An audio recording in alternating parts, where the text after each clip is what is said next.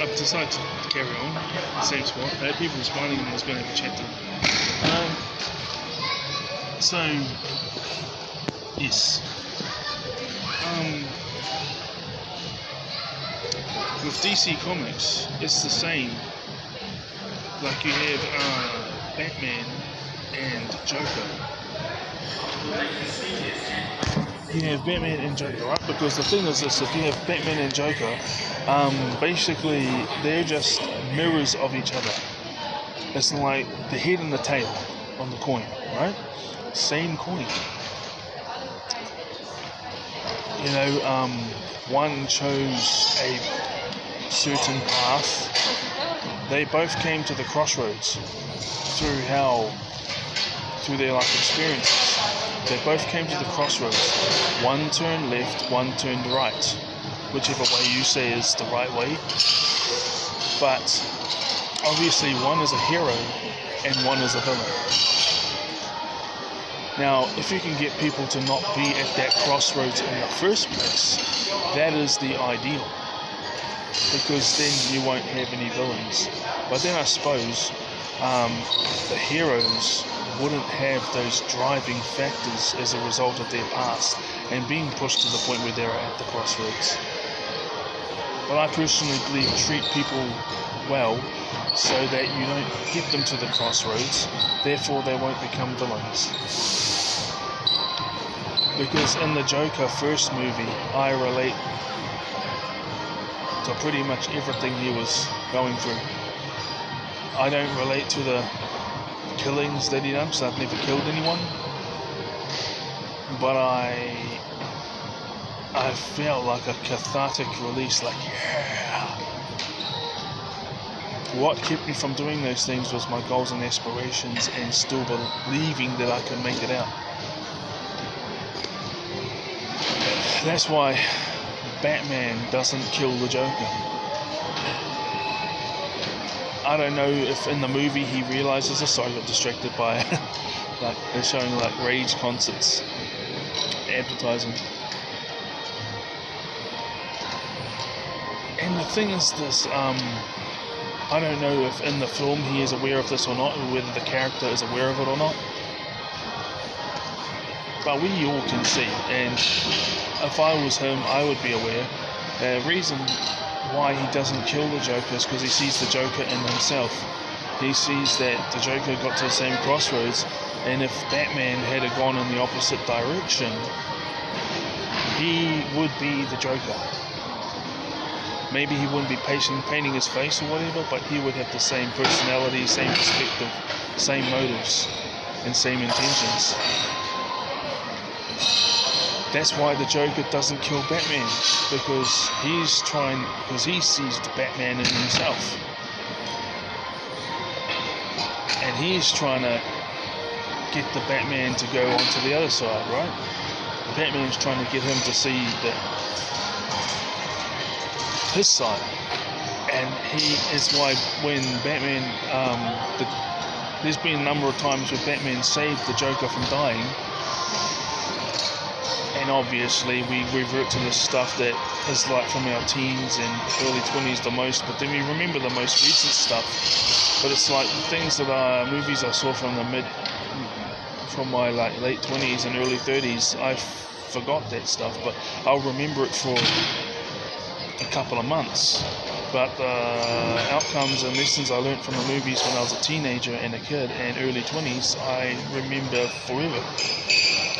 So in The Dark Knight, when the Joker is falling, because Batman threw him off the tower, and he threw down his wire thing and caught the Joker, there was no way the Joker was going to survive, because they're not superheroes. Well, Joker's not a superhero. He wasn't going to survive. But Batman saved him and pulled him up and said, there is still good people in Gotham. And obviously the Joker was like, you know, we're like two peas in a pod.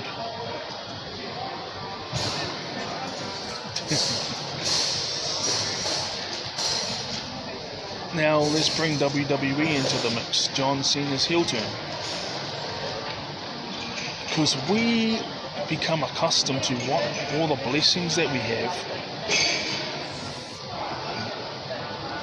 But after years of receiving the same blessings, you become accustomed to it and you no longer see it.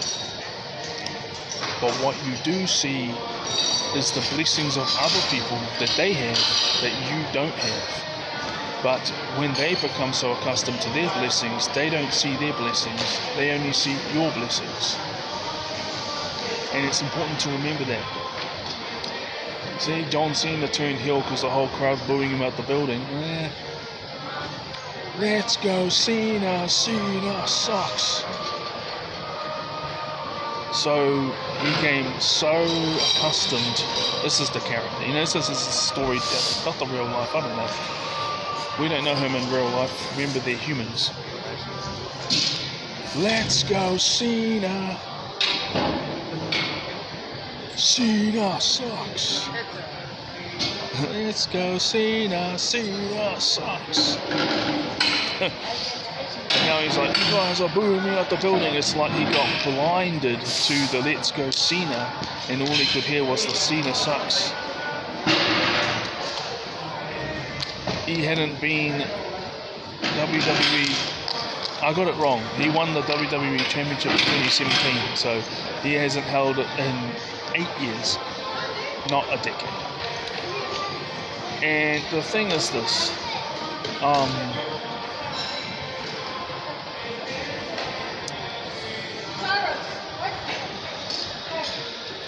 You can imagine, because it's not, it's choreographed.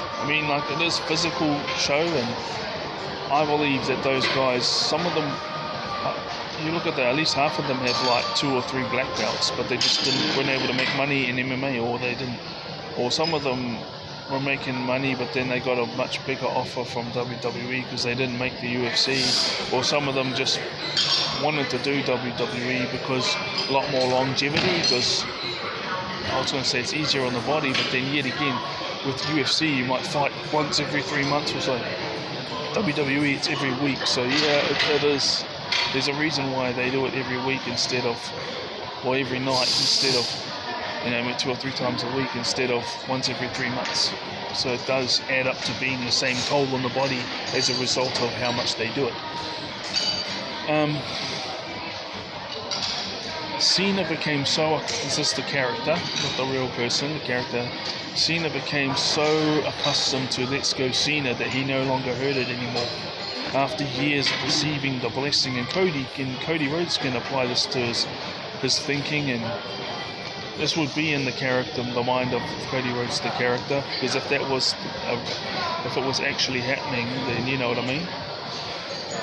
He became, John Cena, the character, became so blinded and so deaf and so accustomed to the Let's Go Cena that he no longer heard it, and all he heard was the Cena sucks.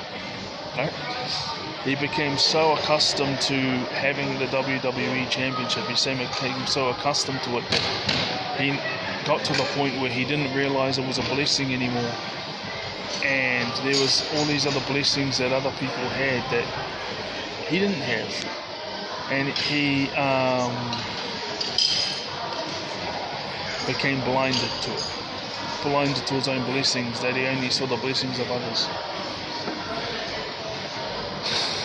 Some people have actually opened up to me and told me that they viewed me as like the winner or the alpha male, and I was like, why? You got a woman, you got a family, you earn the same amount of money as me, and they were like, oh yeah, but you don't have to listen to criticism, you don't have to do this, you don't have to do that, you don't have to worry about certain things. And for me, those things wouldn't be a worry. And some of them have, I've had, I could get a woman just like that. But I don't want a woman that's pushing a pram, and I'm not against having kids. It's just like, I want to raise my own family. And actually, having a family is ideal. But I've had women pushing a pram, another child trying to chat me up whilst their husband is getting something from the store.